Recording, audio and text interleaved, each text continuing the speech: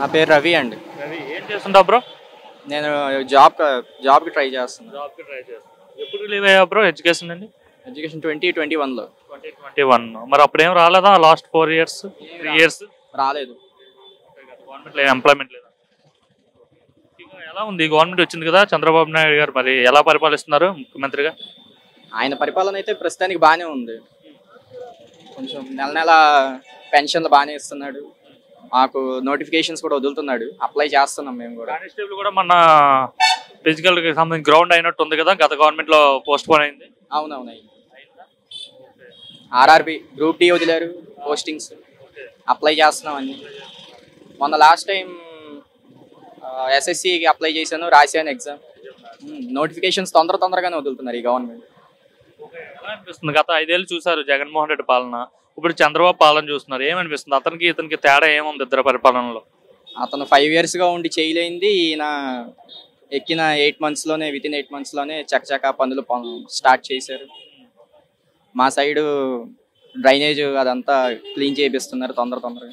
బాగుంది కూడా గుంతలు పూడుస్తున్నాం అని చెప్తున్నారు. పూడుస్తున్నారు? అవునవును, పూడుస్తున్నారు. గతంలో ఎట్లా ఉండేవి రోడ్లు ముఖ్యంగా?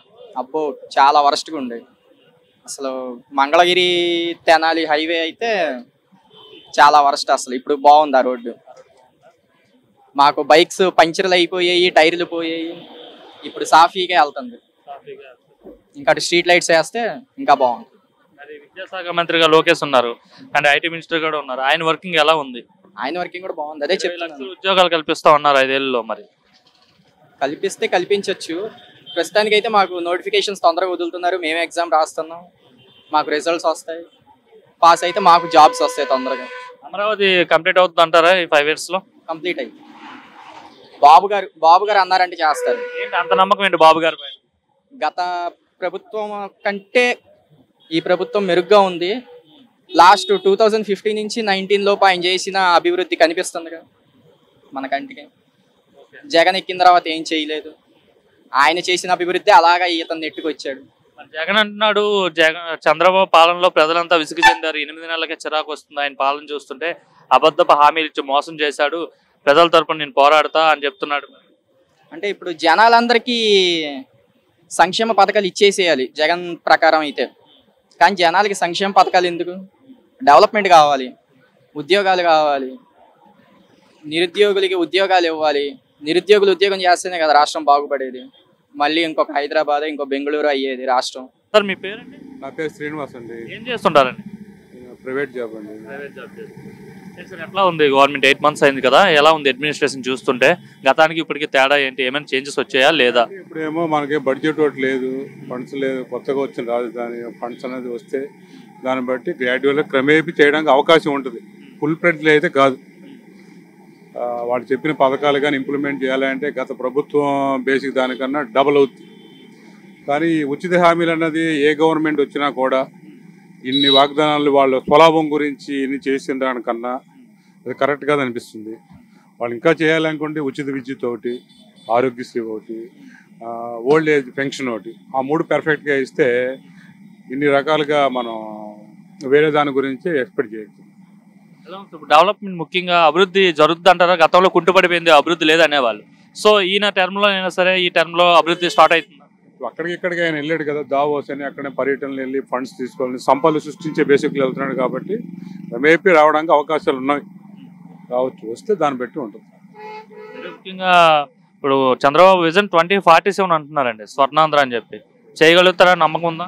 చేయొచ్చు. ఎందుకంటే ఫస్ట్ నుంచి 2020 అని హైదరాబాద్ కొంతవరకు చేయగలిగాడు కాబట్టి, కొత్తగా ఏర్పడిన రాష్ట్రం కాబట్టి మనది సెంట్రల్ నుంచి కూడా సపోర్ట్ ఉంటే ఏ పార్టీకైనా, ఇదే పార్టీ కాదు, ఉంటే కానీ చేయడానికి త్వరితగతిన ఇంప్రూవ్మెంట్ చేయడానికి అవకాశం ఉంటుంది.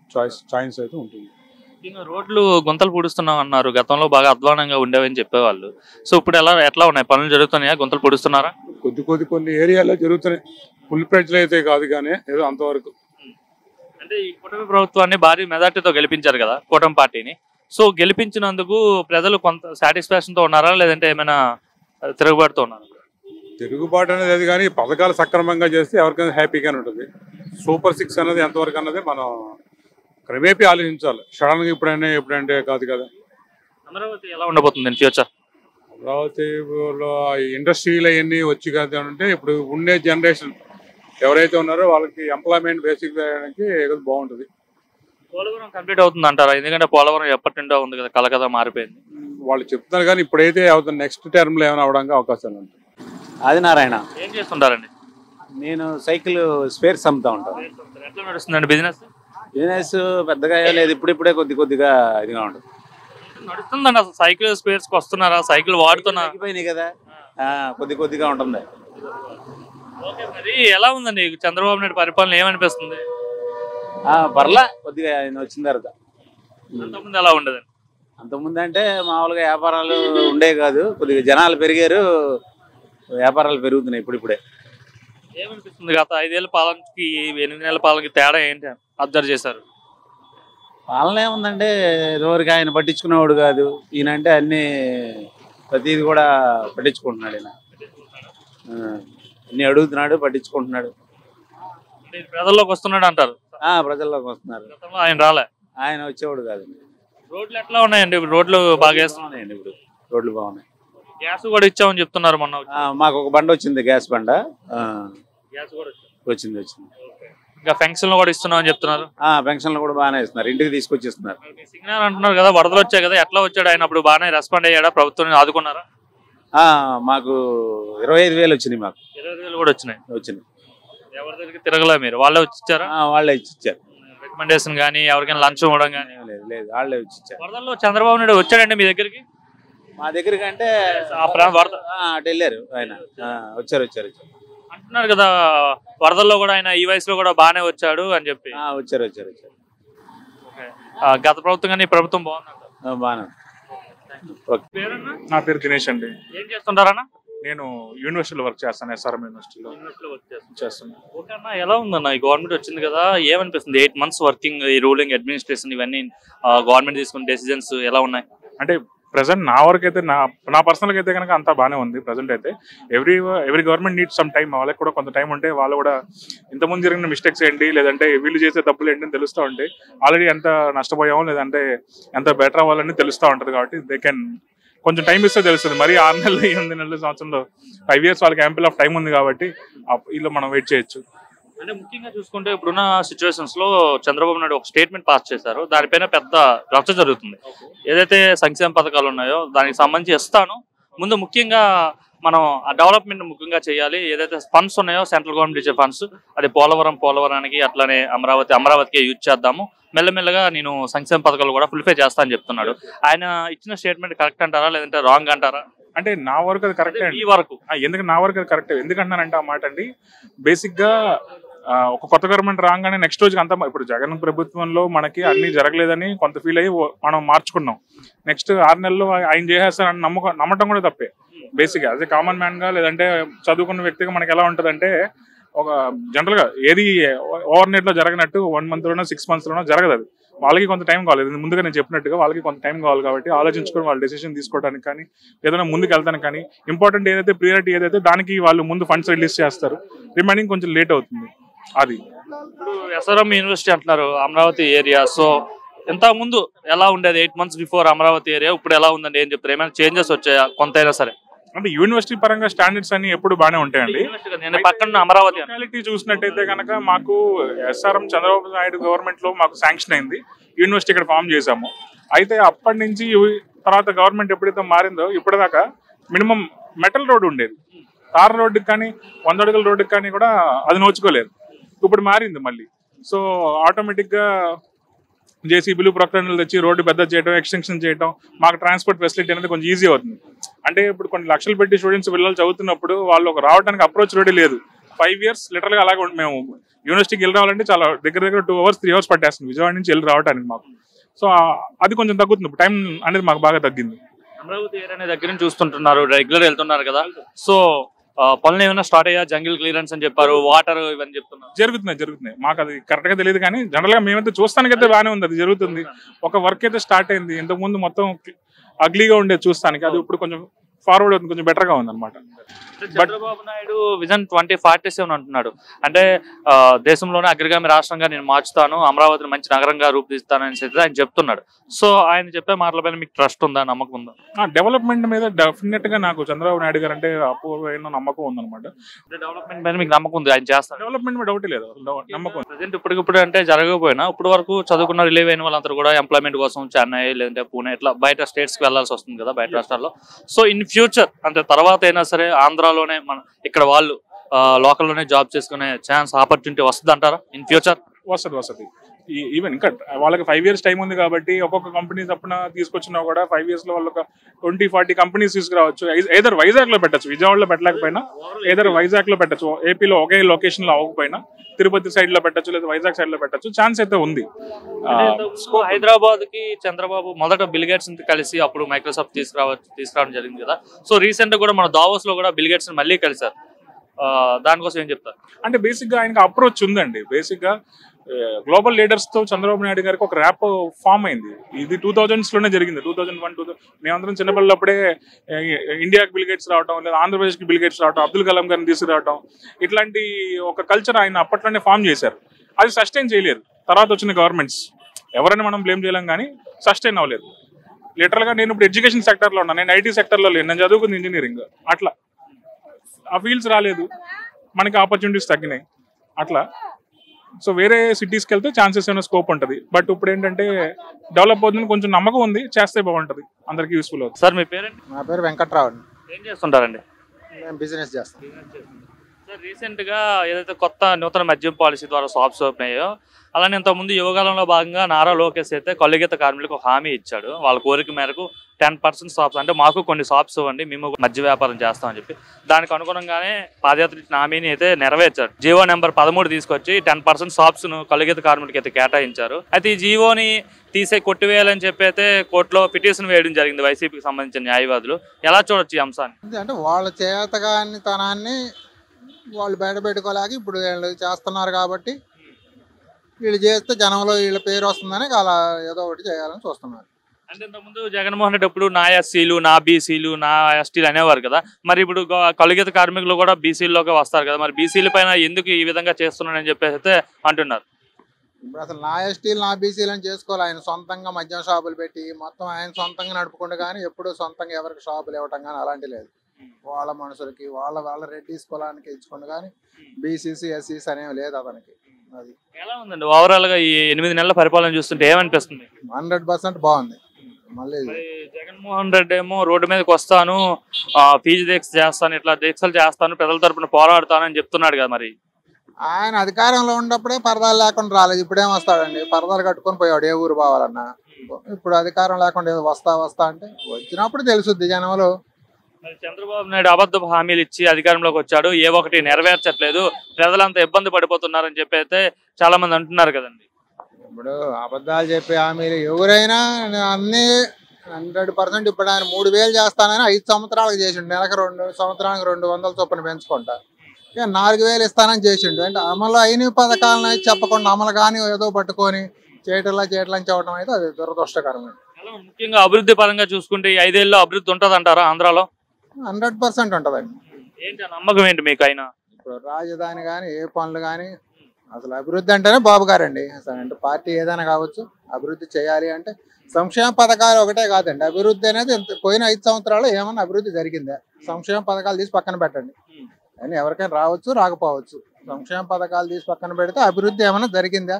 ఎక్కడైనా ఒక కంపెనీ తీసుకురావటం కానీ లేకపోతే ఒక ఏదో ఒకటి రోడ్లు ఆడేసారు అవన్నీ చెప్తే అది అభివృద్ధి అంటే ఏది జరుగుద్దా? కానీ ఇప్పుడు అధికారంలో లేనప్పుడు ప్రతిపక్షాలు ఉన్నప్పుడు రాజధాని ఓకే అని, తర్వాత అధికారంలోకి వచ్చాక 3 రాజధానులు అని అలా అమరావతి రైతులను అలా రోడ్ల మీదకి ఈడ్చి కొట్టడం అది ఎంతవరకు న్యాయం? ఆయన రోడ్డు మీదకి వచ్చి ఏమడుగుతారో అప్పుడు జనాలు ఏం సమాధానం చెప్తారో అది జనాలు.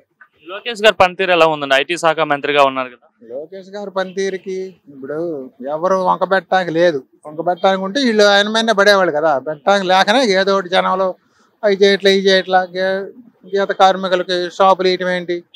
బీసీలు ఏమో వాళ్ళు బతక వీళ్ళు హామీ ఇచ్చారు కాబట్టి ఇస్తున్నారు. ఏమో వాళ్ళు నచ్చి తీసుకుంటారు కానీ నచ్చిన వాళ్ళకి ఎవరు మీద పెట్టరు కదా. షాప్ కూడా తీసుకునే వాళ్ళు తీసుకుంటారు. మరేంటి ప్రభుత్వం వాళ్ళేమో శాంక్షన్ టైంకి ఇస్తున్నామని చెప్తున్నారు, ఉచితంగా ఇసుక ఇస్తున్నామని చెప్తున్నారు, గ్యాస్ సిలిండర్లు ఇచ్చామని చెప్తున్నారు. ఇవన్నీ జరిగాయి అంటారా? జరిగినాయండి, జరిగాయి 100% అందరికి ఇస్తున్నారు, ఎవరైతే ఎలిజిబుల్ ఉన్నారో అందరికి ఎలిజిబుల్ ఉన్న వరకు ఇస్తున్నారు. ఎవరైనా ఒకళ్ళ తగ్గిపోయినా మళ్ళీ అప్లికేషన్ రేషన్ కార్డు ఉన్న వాళ్ళు అప్లికేషన్ పెట్టుకోమంటున్నారు రాని వాళ్ళని. అది రేషన్ కార్డు ఉన్న వాళ్ళకి ఇస్తామని చెప్తున్నారు. సామాన్య ప్రజలు ఏమనుకుంటున్నారండి ఈ ప్రభుత్వం కోసం? బాగుంది, ప్రభుత్వం బాగుంది, ఇలానే ఉండాలనుకుంటున్నారండి. గతానికి ఇప్పటికి తేడా ఏంటంటే అభివృద్ధి గతంలో అభివృద్ధి లేదు, ఇప్పుడు అభివృద్ధి ఉంది. అది భవన నిర్మాణ కార్మికులు కానీ ఎవరైనా ఈ ప్రభుత్వాన్ని కోరుకుంటున్నారు. పేరన్నా? నా పేరు వేణు. ఏం చేస్తుంటావన్నా? నీ షాప్ లో పనిచేస్తా. షాప్ లో పనిచేస్తుంటావు. ఎట్లా ఉందన్న గవర్నమెంట్ చంద్రబాబు పనితీరు ఎలా ఉందనుకుంటావు? బాగుందా బాగోలేదా ఏంటి అసలు సంగతి? పనితీరు బాగానే ఉందన్న. ఏంటి గతానికి ఇప్పటికి తేడా ఏంటి? గతం ప్రభుత్వం అంటే బాగా అప్పులు చేసేసింది, ఈ ప్రభుత్వం ఇంకా కోలుకుంటుంది ఇప్పుడిప్పుడే. ఏం కావాలి ముఖ్యంగా ఈ గవర్నమెంట్ రావాలని ఎందుకు కోరుకున్నారు? ఈ గవర్నమెంట్ ఏం చేస్తే బెటర్ అనుకుంటున్నారు మీరు? గవర్నమెంట్ చేస్తుంది, తన పని చేసి తీసుకెళ్ళిపోతుంది. గత ప్రభుత్వం కానీ ఈ ప్రభుత్వం చాలా బెటర్. డెవలప్మెంట్ చేస్తారా ఈ ప్రభుత్వంలో? కూటమి ప్రభుత్వం ఎప్పుడు చేస్తుంది. జగనే బాగా చేశారని చెప్తున్నాడు జగన్. అలాగే చెప్తారు. జగన్ ఏం చేశాడు? అందరూ పేపర్లు వేస్తున్నారు. నేనుంటే బాగుండేది, ప్రజలంతా నన్నే కోరుకుంటున్నారు, చంద్రబాబు నాయుడు వచ్చిన తర్వాత ప్రజలంతా ఇబ్బంది పడిపోతున్నారు అని చెప్తున్నారు వైసీపీ వాళ్ళు. వైసీపీలు ఇబ్బంది పడుతున్నారేమో, వాళ్ళ కార్యకర్త. సామాన్య ప్రజలు కూడా ఇబ్బంది పడుతున్నారు. సామాన్య ప్రజలు చెప్పట్లేదు అన్న. మనం తిరుగుతాం పబ్లిక్ లో, ప్రజల తరపున పోరాడతాను, ప్రజల్లోకి వస్తాను అని చెప్తున్నాడు ఆయన. ఇప్పుడు వచ్చి బయటికి రావట్లా, మరి ఇంకేం పోరాడతాడు? విశాఖపట్నంలో ఉక్కు ఉంది, దాని గురించి రావట్లేదు. దేని గురించి మాట్లాడుతున్నారు? బయటికి రావట్లేదు అసలు. వాళ్ళ ఎమ్మెల్యే కానీ వాళ్ళ ఎంపీ ఎవరు కనబడుతున్నారు? ఎవరు కనబడట్లేదు అసలు. బాగానే ఉంది చంద్రబాబు పాలన. ఇంకా ముందు ఇంకా బాగుంటుంది అసలు. మార్కండేశ్వరరావు. ఏం చేస్తుంటారండి? నేను ఏం చేయను, రిటైర్.